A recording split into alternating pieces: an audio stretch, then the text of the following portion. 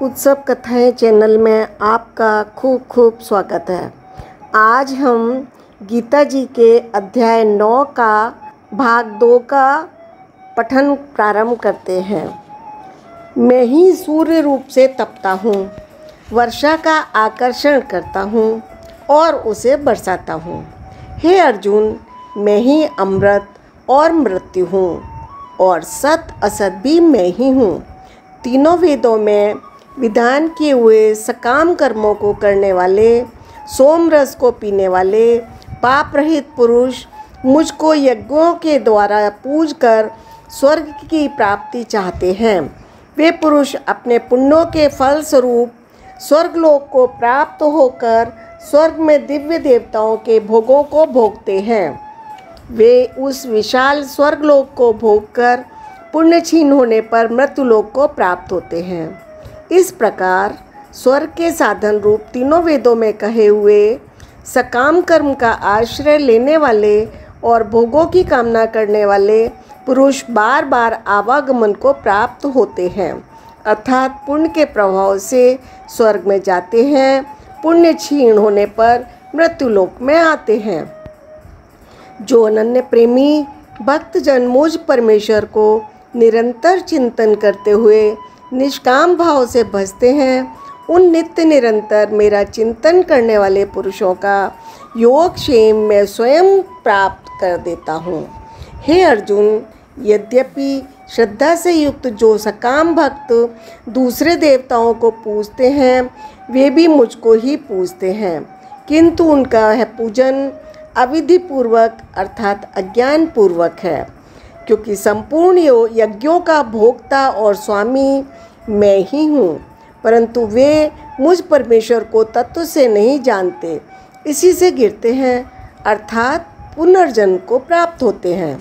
देवताओं को पूजने वाले देवताओं को प्राप्त होते हैं, पितरों को पूजने वाले पितरों को प्राप्त होते हैं, भूतों को पूजने वाले भूतों को प्राप्त होते हैं, मेरा पूजन करने वाले भक्त मुझको प्राप्त होते हैं, इसलिए मेरे भक्तों का पुनर्जन्म नहीं होता। जो कोई भक्त मेरे लिए प्रेम से पत्र, पुष्प, फल, जल आदि अर्पण करता है, उस शुद्ध बुद्धि निष्काम प्रेमी भक्त का प्रेम पूर्वक अर्पण किया हुआ वह पत्र पुष्प आदि मैं सगुण रूप से प्रकट होकर प्रीति सहित खाता हूँ।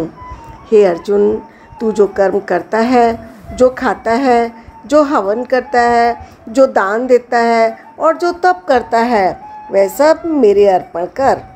इस प्रकार इसमें समस्त कर्म मुझ भगवान के अर्पण होते हैं। ऐसे संन्यास योग से युक्त चित्त वाला तू शुभाशुभ फल स्वरूप कर्म बंधन से मुक्त हो जाएगा और उनसे मुक्त होकर मुझको ही प्राप्त होगा।